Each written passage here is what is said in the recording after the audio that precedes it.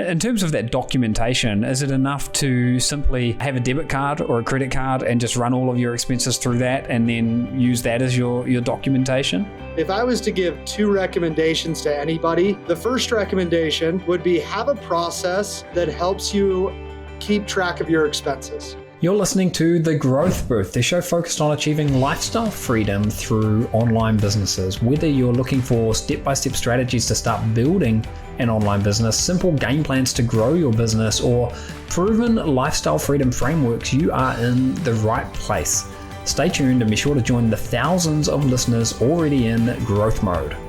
Welcome back to The Growth Booth. This is episode 11, where today we're talking about business setup considerations, things that you might want to consider as you're setting up a business or as you're growing a business, and that could be for any project at all. Now, I do have a special guest on the call with me, someone who I've worked with for a few years now, who can help us navigate this minefield. And I really do think it is a minefield, but it's an important one that you need to get right. And that's why it's just so important that you either understand this for yourself or have good advisors you can call on who can give you advice around things that you can do to stay more protected as you move forward building a business, or things that you can do to pay less fees, to pay less taxes, to reduce what can be a crap load of admin, and also to reduce pretty painful headaches as well. And I know these things are painful because I've been through them firsthand, so believe me when I say that working with the likes of Tommy, who I've got on the call here today, is an absolute no-brainer. You have to have someone in your corner looking out for you. Now, one thing I will say, just to make clear up front, is we are talking mainly about building businesses in the United States today. However, if you're listening to this and you're not in the United States, you can still absolutely use this. Me, for example, I'm not in the United States, but I still work with advisors. I still work with Tommy and his team who are in the United States.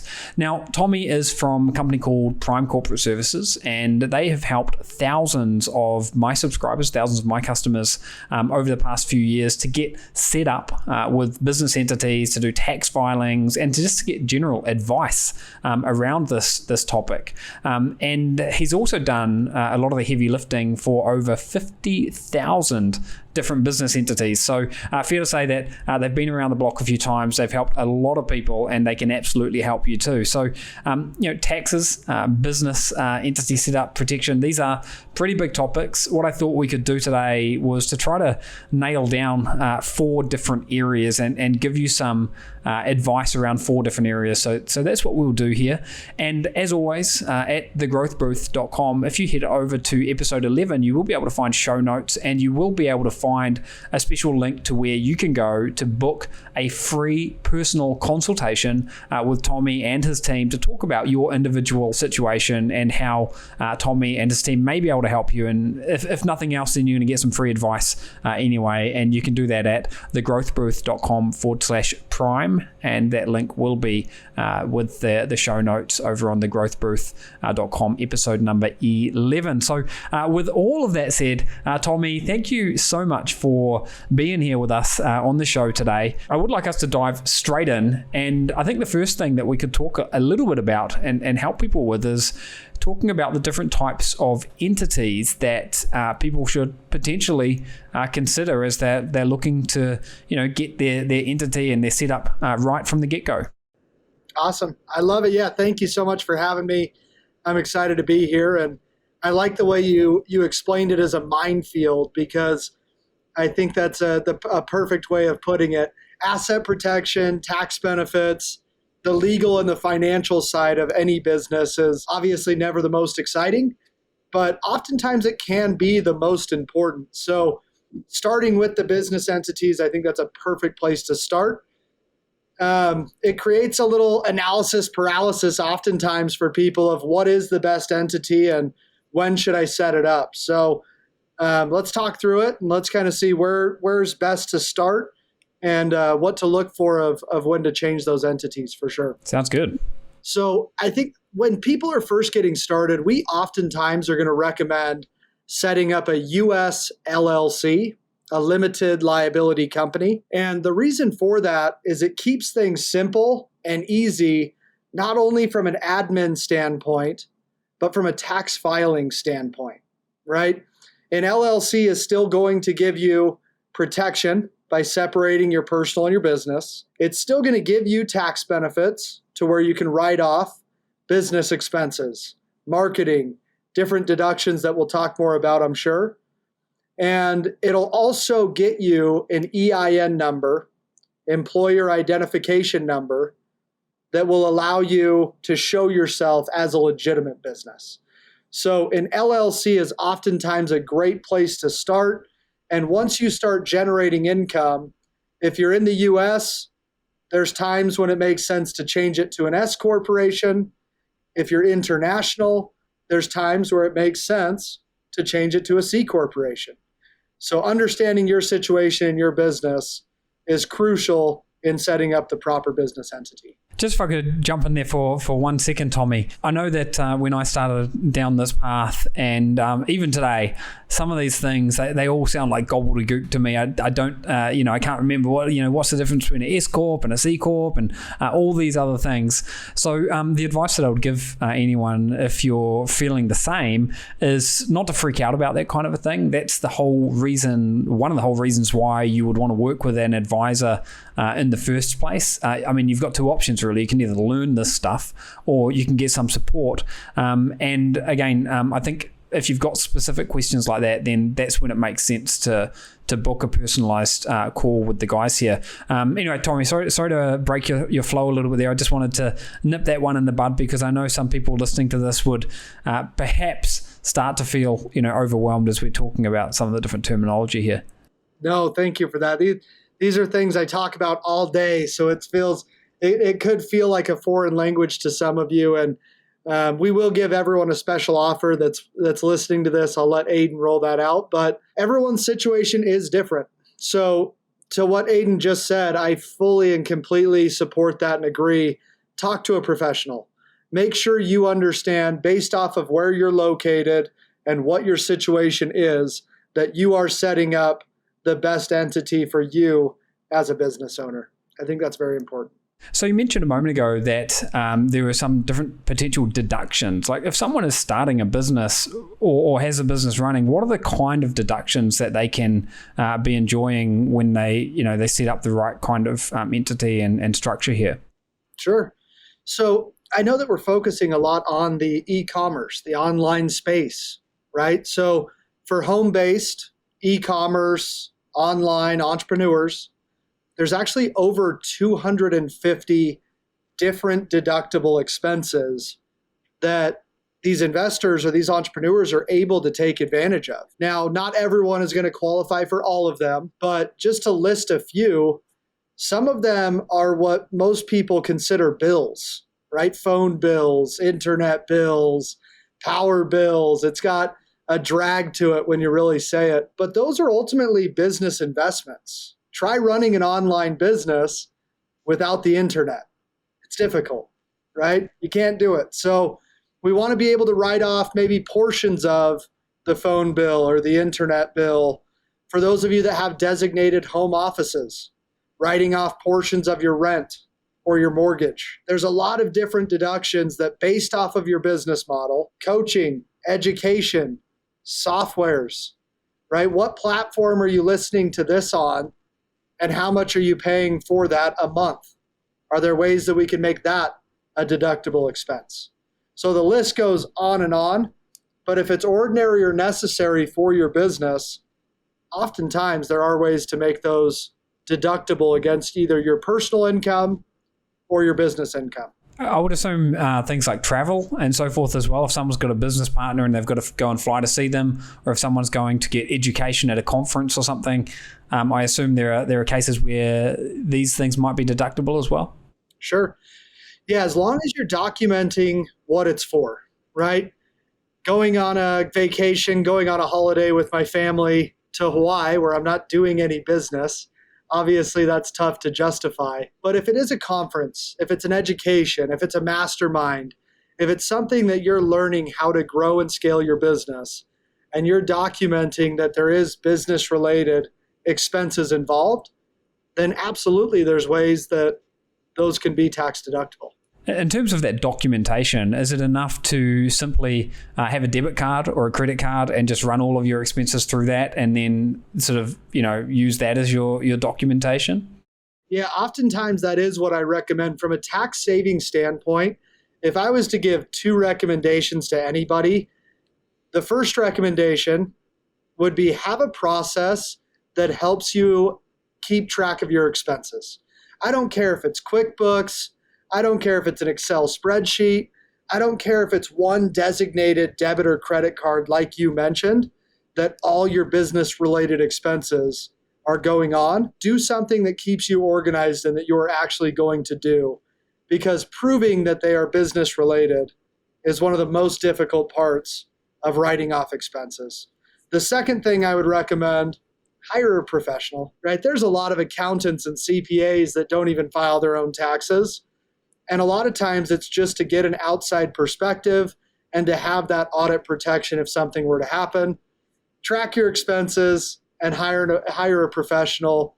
Make sure you're not leaving that money on the table. From my point of view, I always like to be working on the things that excite me and the things that allow my business to grow. And I look at a lot of, the filings and the expenses and so forth and all the taxes. They're kind of like necessary administrative tasks, but there's no way in hell that I want to be doing those. I mean, I can, if I can pay a relatively small fee to have experts do it who are going to not make the mistakes that I'm probably going to make, then that's time that I've saved that I can be reinvesting into my business elsewhere. And, one thing that I've found, Tommy, in working with you guys as well is the savings that I get far outweigh, at least for me, they far outweigh the cost of going with an advisor. So, in your case, you do offer advisory services and so forth. It's just something that I've found every single time is that some tiny little tweaks or, decisions that I make in the setup of my business that I wouldn't have done if I was doing it on my own, but I did do because I was working with an advisor. I mean, those things can be absolutely golden and really add up to huge amounts of money over a period of time. Yeah, well said. I mean, there's over 70,000 pages of a U.S. tax code, right? It's a game ultimately. And the more that you understand how to play that game, the easier it is to win. That's just the rude reality, right? So have someone that helps you understand how to play the game, because it could result in hundreds or thousands or tens of thousands of dollars depending on your income level. Yeah.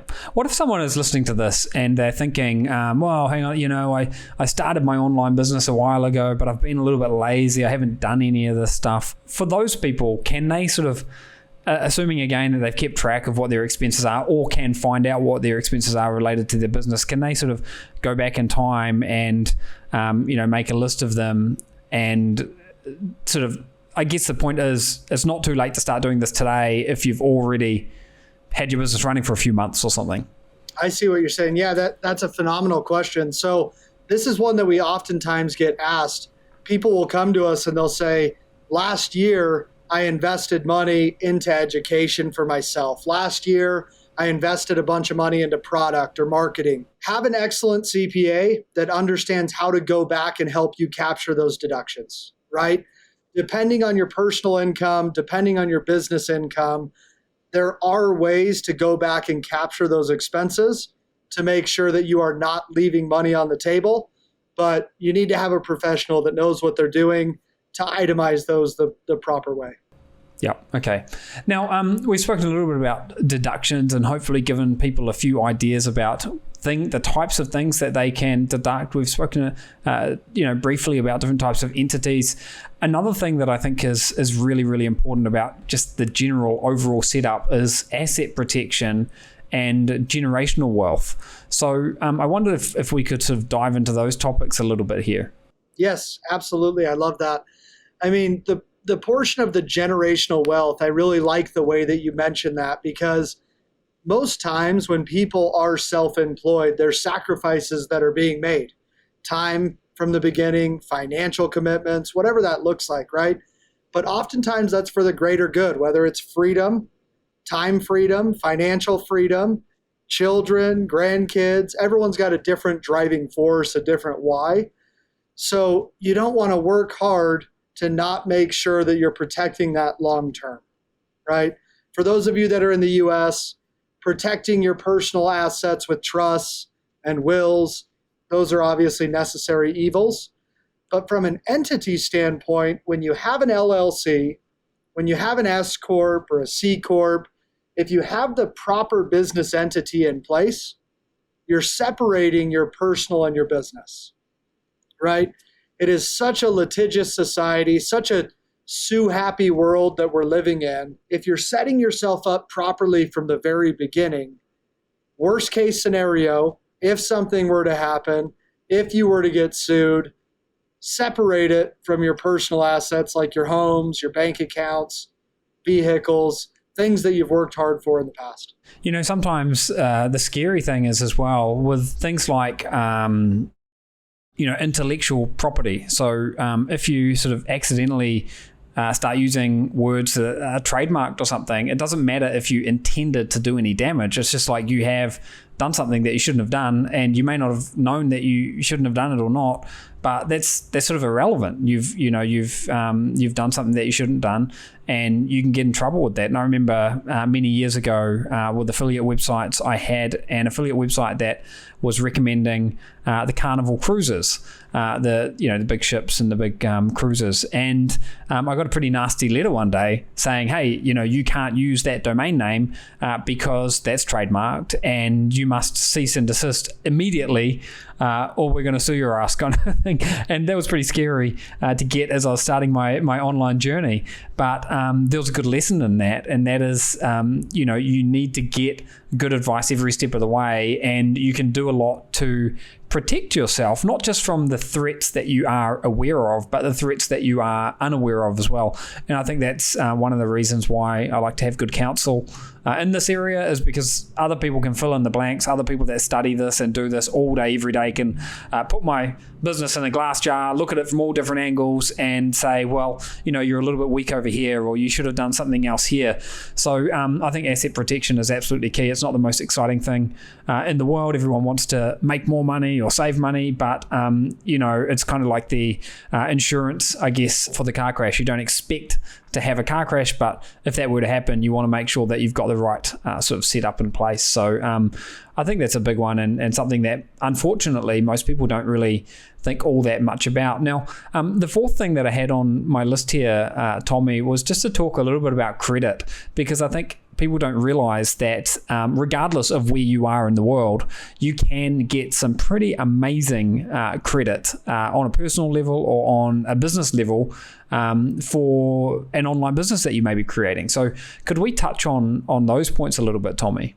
Sure. Yeah, absolutely. I mean, the number one reason why businesses fail is oftentimes money. Lack of capital for reinvestment is what that comes down to oftentimes, right?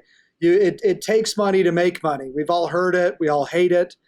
But there are ways that you can build a separate credit profile with your business to allow yourself the ability to build business lines of credit, invest into your business with business credit. As you generate income, let the business pay itself back, and then pay yourself from there, right? So building business credit is something that doesn't happen overnight. It does take a little bit of time, regardless where you are in the world. But in the beginning, if you feel like you can't get started, there's 0% credit offers for personal, if it's just you as an individual, if you have decent credit, a lot of times you can get 0% credit for the first 12 months, 18 months, 24 months. The offers are always changing. So if you have to start with personal credit and then eventually work up and build up business credit and corporate funding, the more that you understand what your options are, and the quicker that you build it, especially from the very beginning, the easier it is to grow and scale as you find your niche with products, marketing, whatever that may be for your business. Yeah, I think it's just a huge opportunity, and it's one of those things that until you speak to someone who shares how you on an individual level, on a personal level, can potentially tap into it. You just don't know what's available and what's out there. So again, if people want to get in contact with Prime Corporate Services, you can go to thegrowthbooth.com/prime and you can set up a free, no strings attached consultation where you can get on a call with an expert. You can explain what you're doing or what you've done up until now, and that expert can guide you on some potential next steps, things that you could be doing to save money, to save headaches, or just to make sure that your legal setup is all in good shape and order. So that is again thegrowthbooth.com/prime, and we will include a link to that on the show notes at episode number 11. And something else I'm going to do is I'm going to work with Tommy here behind the scenes and see if we can put together a slide deck as well that you can actually go and download along with the episode show notes, so that you'll get a bit of a written version of some of the things that we've discussed here today. Now, just before we wrap up, Tommy, one more time, could you give another overview of just the different types of things that you can help people with? I want to make sure that people here, know the kind of things that you can do. Yes, absolutely. I love it. Any business, right? Whether it's an e-com business, real estate business, if you're investing in the stock market, if you have a business entity in place and would like us to review it, and maybe you are unsure that it's set up properly, we're happy to do that for you. If you need a business entity, we can help with business entity structuring. For those of you that are interested in building business credit, corporate funding, that is something that we're able to help with. And then we have a full team of accountants and CPAs. So if you need U.S. taxes filed, if you need U.S. tax planning, those are areas that we can assist with. And last but not least, going back to that generational wealth, estate planning, trust, wills, living wills. So some of these things are going to be applicable to some of you, where others it may not. But I love that Aidan scheduled to have this free consultation for each and every one of you to understand more about your specific situation. Yeah, I think it's just a complete no-brainer that people are aware of the kind of things they should be doing, the kind of things they can be doing. So, Tommy, thank you so much for taking some time out of your schedule here today to give people the 10,000-foot overview and hopefully, give people a few ideas about some ways they can do better with their setup and their structure and so forth. Really appreciate it. Love working with you guys. You've got an amazing sort of one-stop shop, everything under one roof, it seems, and I think that's really, really valuable. So thank you once again. This is episode 11. Check it out. Head over to thegrowthbooth.com, find episode 11, get the show notes, get the special slides that we're going to put together here, and you'll see a link to where you can get more help on a private call if you want to do that from Tommy and his team. We'll wrap this up right now. Thanks for tuning in, and I hope to see you on the next episode.